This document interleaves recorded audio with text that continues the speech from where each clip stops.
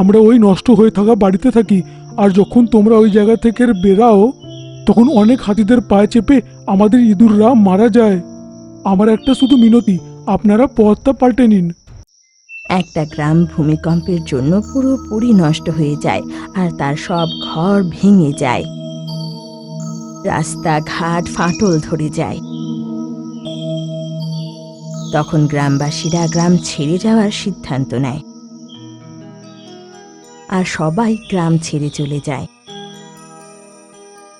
গ্রাম খালি দেখে ইঁদুরের রাজা মিঙ্কু সব ইঁদুরের একটা মিটিং ডাকে। তোমরা সবাই হয়তো ভাবছো আমি এই মিটিংটা কেন ডাকলাম। ইঁদুরের মধ্যে সব থেকে বদমাশ ইঁদুর পিন্টু বলে, মহারাজ, নিশ্চয়ই কোনো নতুন পার্টি হওয়ার আছে। না পিন্টু, আমি তোমাদের এইখানে কোনো পার্টির জন্য ডাকিনি। আমি কোনো গুরুত্বপূর্ণ কাজের জন্য এখানে ডেকেছি। প্রথমে আমরা এদিক ওদিক ঘুরতে থাকতাম, আর আমি এখন সবার জন্য বাড়ির বন্দোবস্ত করে দিয়েছি। আপনি কি বলতে চান মহারাজ? কিছুদিন আগে গ্রামে ভূমিকম্প হয়েছিল, সব গ্রামবাসীরা গ্রাম ছেড়ে চলে গেছে। সেই বাড়িগুলো আমরা নিজের বাড়ি বানাবো। তোমরা সবাই রাজি তো? মিঙ্কুর কথা সব ইঁদুর রাজি হয়ে যায়, আর শিগগিরই খালি গ্রাম ইঁদুরের গ্রাম হয়ে যায়। সব ইঁদুর ওই গ্রামে আরাম করে থাকতে লাগে।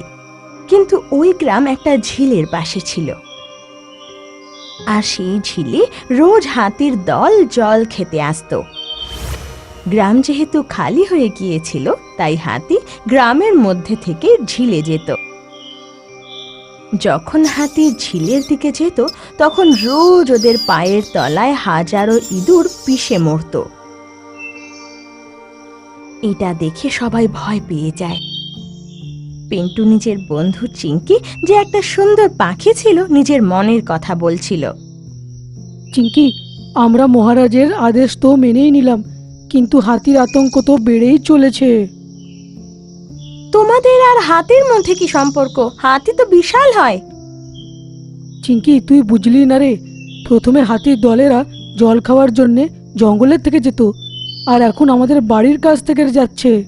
রোজ কেউ না কেউ তার পায়ে চাপা পড়ে যায়। আমার তো এখন বাড়ি থেকে বেরোতেই ভয় করছে। আরে পাগল, আগে তো মানুষ সেখানে থাকতো, এখন চলে গিয়েছে, তাই হাতিরা সেই রাস্তাটাকে শর্টকাট বানিয়ে নিয়েছে যাওয়ার। কিন্তু চিঙ্কি, এরম ভাবে আমরা সবাই শেষ হয়ে যাব। এই ব্যাপারে রাজার সাথে কথা বলো। তুই ঠিকই বলছিস রে চিঙ্কি। পিন্টু এই সমস্যা সব ইঁদুরকে জানায়, আর শেষমেশ কথা রাজার কানে যায়, আর রাজা খুব মন দিয়ে শোনে। আর অনেক চিন্তা ভাবনার পর মিঙ্কু হাতির রাজা এলিফ্যান্টার সঙ্গে দেখা করে এই সমস্যার কথা বলবে ভাবে।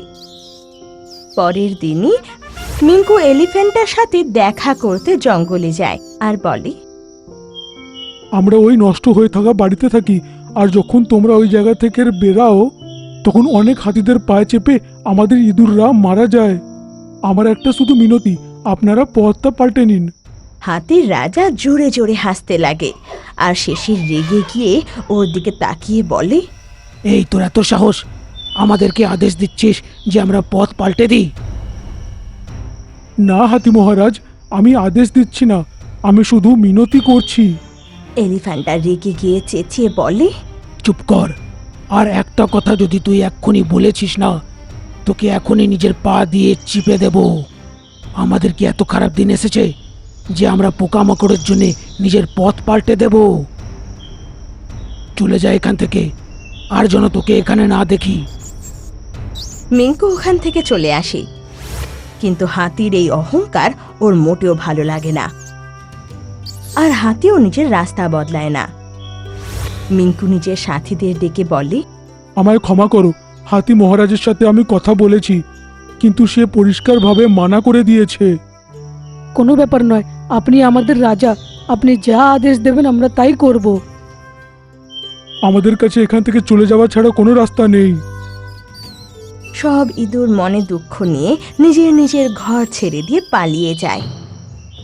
কিন্তু কিছু মাস পরে জঙ্গলে খুব বড় শিকারী আসে, আর তারা তাদের শক্ত জাল দিয়ে সব হাতিদের ধরে ফেলে।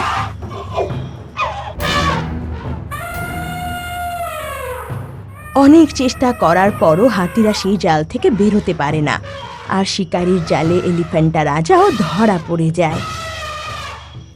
ভাগ্যক্রমে পাখি চিংকি সেখানে উপস্থিত ছিল, আরো উড়তে উড়তে পিঙ্কুর কাছে গিয়ে পৌঁছায় আর সব ঘটনা মিঙ্কুকে বলে। সেই সময় পিন্টুর সাথে রাজা মিঙ্কুও ছিল। চিংকির কথা শুনে পিন্টু হেসে বলে, আরে পিঙ্কি, দারুণ খবর দিয়েছিস তো। হাতি মহারাজ আমাদের রাজার অনেক অপমান করেছিল, তার সাথে তো এরকম হওয়ারই ছিল। আমি তো তোমার কাছে এই জন্য এসেছিলাম যাতে তোমরা ওকে সাহায্য করতে পারো। কি সাহায্য রে পিঙ্কি? আমরাও তো হাতি মহারাজের কাছে সাহায্যের জন্য গেছিলাম, কিন্তু সে তো একটাও কথা শুনলো না, আর তার জন্য আমাদের বাড়ি ছাড়তে হলো। আমরা কেন সাহায্য করব? এদিকে পিন্টুর কথা রাজা মিঙ্কু শুনে নেয় আর বলে, না রে পিন্টু, এরকম বলতে নেই। হাতি মহারাজ সাহায্য করেনি তো কি হয়েছে, আমরা ওদের সাহায্য নিশ্চয়ই করব। এই আপনি কি কথা বলছেন মহারাজ? আপনি তো জানেন সে আপনার কতটা অপমান করেছে, আর আমরা ওর সাহায্য করব? হ্যাঁ পিন্টু, আমি জানি, কিন্তু আমরা ওদের মতন তো নই। আমরা তো অনেক দয়ালু, এটা ভুলো না। কিন্তু এই জঙ্গলটা আমাদের সবার, কোনো একটা প্রাণীর এই জঙ্গলটা নয়। সবাইকে একত্রিত করো, আমরা এক্ষুনি যাব, না হলে শিকারীরা ওদেরকে নিজের গোলাম বানিয়ে নেবে। মিঙ্কু নিজের সাথীদের জোগাড় করে আর সবাই মিলে হাতিদের দলের কাছে পৌঁছে যায়। আর দেখতে দেখতে ওরা সবাই সেই শক্ত জালকে দাঁত দিয়ে কেটে ফেলে, আর হাতি সেই শিকারীদের হাত থেকে পালিয়ে যায়। এলিফ্যান্টা রাজা নিজের ভুল বুঝতে পারে আর লজ্জায় মাথা নত করে মিঙ্কু রাজাকে বলে, ক্ষমা করে মিঙ্কু, আমার অনেক বড় একটা ভুল হয়েছে। আমি বুঝতে পারিনি যে আমি তোর কতটা অপমান করেছি। আমি এটা ভুলে গেছিলাম যে আমরা যতটাই বড় হই না কেন সবার সম্মান করা উচিত। আমাদের সবসময় দয়ালু হওয়া উচিত আর সবার সাহায্য করার জন্য প্রস্তুত থাকা উচিত। তোকে অনেক অনেক ধন্যবাদ রে মিঙ্কু।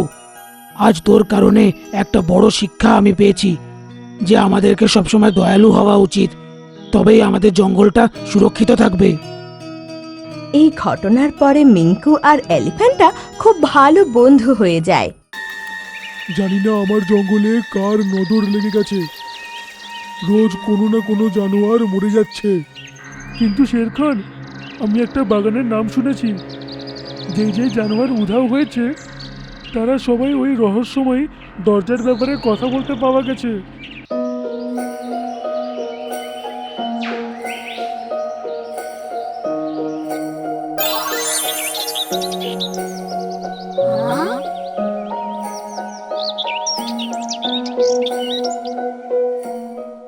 আরে বাহ, কি দারুণ ফল তো! এরকম ফল তো আগে কখনো দেখিনি। আজ যখন দেখতেই পেয়েছি তো খেয়েও দেখি যে এই ফল কেমন খেতে।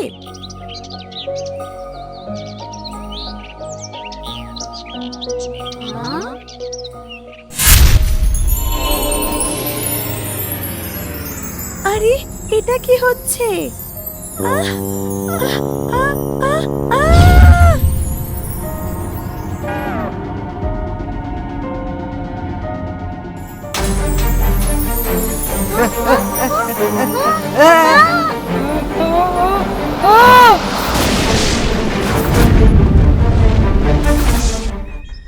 জঙ্গলে চারিদিকে আতঙ্ক ছড়িয়েছিল, সব পশু যেন চিন্তায় ছিল।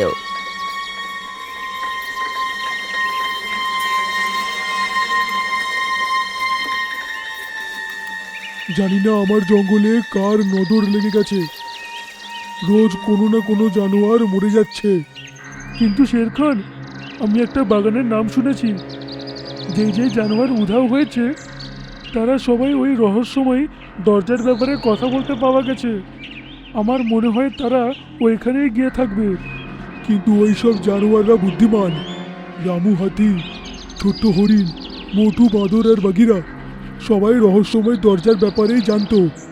তাহলে ওইখানে যাওয়ার সাহস কেন দেখাবে? এই রহস্যময় দরজাটা আবার কি?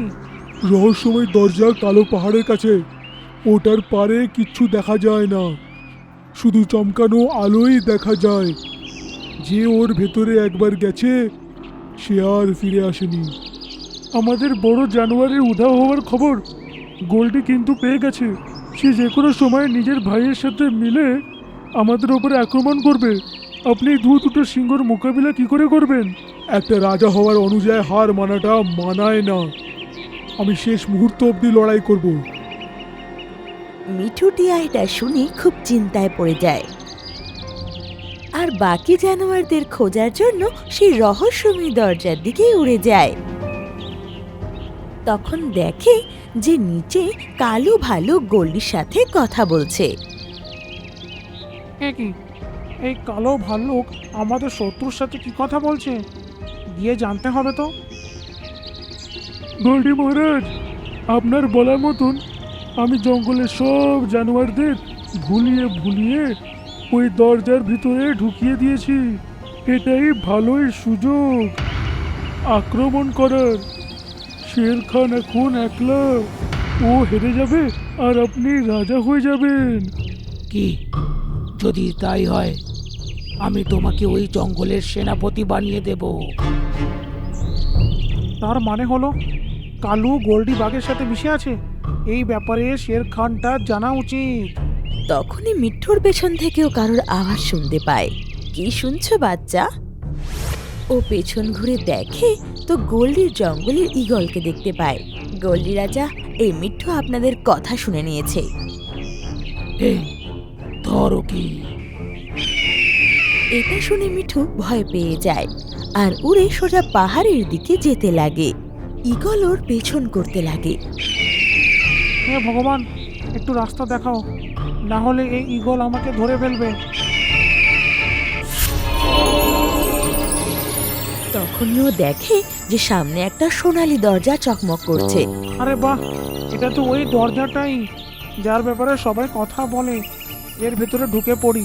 হ্যাঁ, এটা বলে ও নিজের পাখনাকে আটকায় না আর ওর ভেতর ঢুকে যায়। আরে বাহ, এটা তো দারুণ হলো। ও আর কখনো ফেরত আসবে না। এটা বলে ও গোল্ডি আর ভালুর কাছে উড়ে চলে যায়। ভিতরে যাওয়ার পর অনেকক্ষণ অব্দি মিঠু কিচ্ছু দেখতে পায় না। আর তারপর যা দেখলো, তারপর মিঠুর চোখ হাঁ হয়ে গেল। সেটা একটা অপূর্ব জঙ্গল ছিল। সামনে ঝর্ণা বইছিল আর গাছে নানা রঙের ফুল ফুটেছিল। মিঠু দেখে যে জঙ্গল থেকে গায়েব হওয়া সব পশু পাখিরা এখানে খাঁচায় বন্দি। চারিদিকে নীল পাখি আর একটা বড় নীল পাখি সিংহাসনে বসে। কে তুমি আর এখানে আসার উদ্দেশ্য কি? রানী পাখি, আমাকে এটা বলুন, আমার বন্ধুদেরকে তুমি এরকম আটকে রেখেছো কেন? এখন তুমিও এদের মতো এখানেই বন্দি হয়ে থাকবে বলেও মিঠুর ওপর জাদু করে, কিন্তু সেই জাদু মিঠুর ওপর কাজ করে না। এটা কি করে সম্ভব? তোমার উপর জাদু কেন কাজ করছে না বলে ওর উপর আবার জাদু করে, কিন্তু এইবার মিঠুর ওপর জাদু কাজ করে না। আমার জাদু তাদের উপর কাজ করে না যারা এখানে কোনো লোভে আসে না। তুমি কি সত্যি এখানে লোভে আসোনি? না রানী পাখি, আমার পিছনে একটা ঈগল ছিল। ওর থেকে বাঁচতে গিয়ে আমি এই দরজার ভিতরে ঢুকে পড়লাম। তার মানে তুমি সৎ ব্যক্তি, আর সেই ব্যক্তি যে আমার দ্বারা পুরস্কৃত হওয়ার যোগ্য। এটা বলে পাখির রানী জাদু করে, আর দেখতে দেখতে মিঠুর হাতেও সেরকম লাঠি চলে আসে, ঠিক যেমন রানীর কাছে ছিল। ধন্যবাদ পাখি, কিন্তু এই মুহূর্তে ডান্ডার জায়গায় আমার বন্ধুদেরকে প্রয়োজন। আমাদের জঙ্গলে আক্রমণ হতে চলেছে, আমার নিজের জঙ্গলকে বাঁচাতেই হবে। ঠিক আছে মিঠু, এরা আসলে লোভের কারণে এসেছিল, আর তাই তাদের কোনোদিন ছাড়তাম না, কিন্তু তুমি যেহেতু বলছো তাই আমি এদেরকে ছেড়ে দিচ্ছি। এটা বলে পাখির রানী সব পশুদের খাঁচা থেকে মুক্ত করে।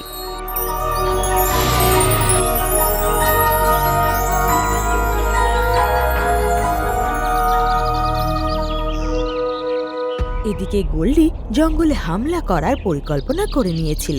গোল্ডি নিজের ভাই শেরুর সাথে শের খানের সামনে লড়াই করতে আসে। শের খান, হার স্বীকার করো। তুমি একটা সিংহ আর আমরা দুই বাঘ। তোমার সব জানোয়ার চলে গেছে। তুমি একলা আমাদের মোকাবিলাটা করতে পারবে না। যাই হয়ে যাক, আমি হার মানব না। আমি এখানকার রাজা, আর আমি লড়েই তবেই মরবো। গাল দিয়ে শের খান ওদের উপর লাফায়। তখনই মিঠু বাকি পশুদের নিয়ে সেখানে পৌঁছায়। থেমে যান শের খান, আপনি আর নিজেকে একলা ভাববেন না। তখন বাকি পশুরা দেখে যে মিঠু নিজের সাথে হারিয়ে যাওয়া পশুদের নিয়ে এসেছে। গোল্ডি আর ভালু এটা দেখে ভয় পেয়ে যায়। শের খান, সব জানোয়ারদেরকে ভুলিয়ে ভাল্লুক ওদেরকে রহস্যময় দরজার কাছে নিয়ে গেছিল। ও গোল্ডির সাথে মিশে আছে। যদি তাই হয়, এ তার শাস্তি নিশ্চয়ই পাবে। তুমি একলা সিংহ আমাদের দুজনে মোকাবিলা করতে পারবে না। এটা ভালোই হবে যে তুমি নিজের হারটা মেনে নাও। শের খান কিন্তু একলা নয়। এটা বলে মিঠু শের খানের ওপর লাঠি দিয়ে জাদু করে, আর শের খানের মতনই শক্তিশালী আরেকজন সেখানে চলে আসে। হ্যাঁ, এটা কি করে হতে পারে? এখন দুজন শের খান ওদের উপর হামলা করে, আর অনেকক্ষণ লড়াইয়ের পর গোল্ডি আর ওর ভাই হাঁপিয়ে থেমে যায়, আর ওরা হার মেনে নেয়। আমরা হার স্বীকার করে নিচ্ছি, হার স্বীকার করছি। এখন চুপচাপ এইখান থেকে চলে যাও, আর এই গদ্দার ভাল্লুককেও নিজের সাথে নিয়ে যাও। এটা শুনে ওরা নিজেদের সাথে কালো ভালুকেও নেয় আর ওখান থেকে পালিয়ে যায়। তারপর শের খান আর অন্যান্য পশুরা মিঠুকে অনেক ধন্যবাদ জানায়, আর তারপর থেকে জঙ্গলের সব পশুরা একসাথে হাসি খুশি থাকতে লাগে। আর মিঠুটিয়া নিজের জাদুই ছড়ির সাহায্যে সবার সাহায্য করতে লাগে।